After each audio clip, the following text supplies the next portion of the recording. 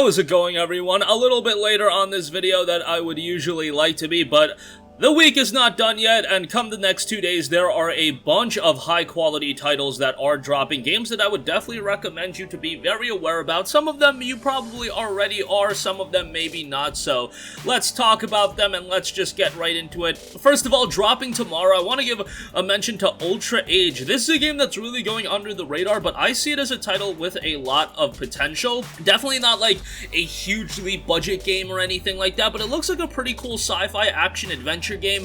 Gives me vibes of some Platinum Games titles, and maybe that's putting way too high of a bar for the game to reach just because Platinum Games are absolutely elite at what they do in terms of developing high-octane, fast-paced action oriented games, but Ultra Age is definitely giving me some vibes of that. The gameplay looks slick, it looks fluid, and the combat system looks pretty interesting as well, and visually it doesn't look all too bad. Like, the game is releasing on the Nintendo Switch on top of the PS4, but visually it still holds up relatively well. The description specifically notes Ultra Age is a high-speed sword-swinging action game set in the far future that follows the story of the young warrior Age. Use your blades to cut through robotic and mutant foes, explore futuristic locales, and unravel a vast conspiracy concerning the fate of the planet.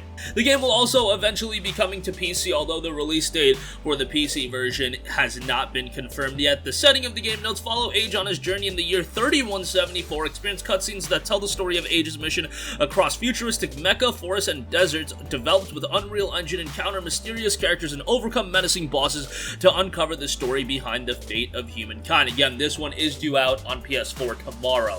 Next up, Tales of Arise is probably the heavy hitter of the weekend, a game that a lot of people are super excited for. This is a game that's been a long time coming in terms of the Tales of franchise getting somewhat of a refresh. It's been getting very good reviews, sitting at an 87 on Metacritic right now, which I would say is a very respectable score, especially because a lot of I noticed that a lot of niche JRPGs sometimes don't get the love that they sometimes deserve. So an 87, in my opinion, from, like, comparatively speaking, Scarlet Nexus has like a 79 or an 80 right now. From a Metacritic standpoint, that's a good jump up. And I think this is going to be a game a lot of people enjoy. Personally speaking, I do feel that there's a buzz and a hype level surrounding this game that's going to make it the best-selling Tales of game of all time, and hopefully that just increases the forward momentum that this franchise has going into the future, and hopefully it can propel itself to being one of the elite JRPG franchises that's, you know, in the world today. When you're talking about your Final Fantasies and your Personas of the world,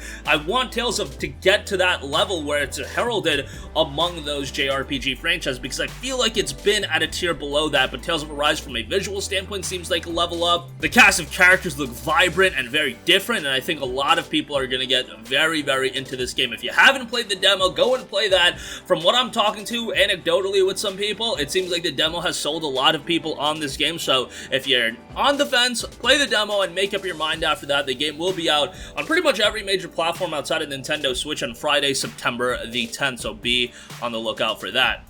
Next up, we have the Taurus, which is coming to the PS4 tomorrow, and this is a game that's definitely a little bit goofy on the surface. I guess that's the immediate thought that comes to my head, but another game that was received pretty well when it initially released on the Nintendo Switch, and the game notes you are just arriving at the Monument Island, want to go swimming or rather take a dive into the deep sea, or do you want to visit the amusement arcade, do some shopping, dance at the beach party, fancy some surfing, or will you talk with the strange old Taurus and listen what he has to say about these ancient mysterious monuments? The game was released at $20, and I imagine it'll be released at a similar price point on the PlayStation 4, so we'll see how this one turns out. A game that was relatively well received on Metacritic as well, sitting at a 79 for this Switch release, so that is a pretty good sign.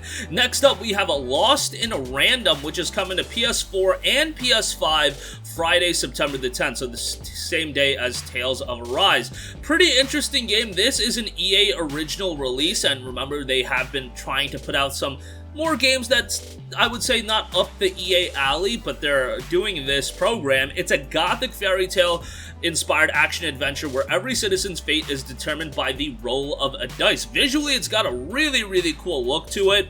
The game notes, uncover a twisted fairy tale penned by Eisner Award-winning Adventure Time and Marvel Comics The Unbeatable Squirrel Girl author Ryan North. Step into a beautiful and haunted wonderland where you must venture through the 6 twisted realms of random, each with its own maddening set of rules. Help its unpredictable inhabitants, save your sister, and discover a twisted sail.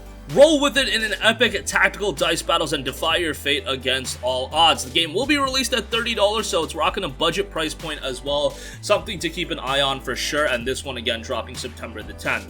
Next up, we have the PlayStation 4 release of A Day Without Me. This came out on PC quite a while ago. The game itself is a puzzle adventure, and it wasn't a game that got a significant amount of buzz surrounding it. I mean, it's only got 25 Steam reviews, mostly positive on that end, with 76% of the reviews being positive. Metacritic has it at an 8.6 from the user reviews as well. So I wanted to give this game a mention. Looks kind of trippy, looks kind of eerie. It is a horror-based walking sim, so we'll see how this one turns out. Definitely a game that's not going to have a significant amount of buzzes around it, but wanted to give that a mention as well. And then lastly, Life is Strange True Colors is dropping Friday, September the 10th as well. So Friday, September the 10th is going to be a heavy day for new releases. Now, it should be noted, you are getting the entire game right out the gate. It's not going to be an episodic release. However, it also needs to be noted that, yes, this is a $60 release. So that is going to be off-putting to a lot of people that have been playing the Life is Strange games for, you know, your $30 or $40. I believe it's $30 for the episodic release.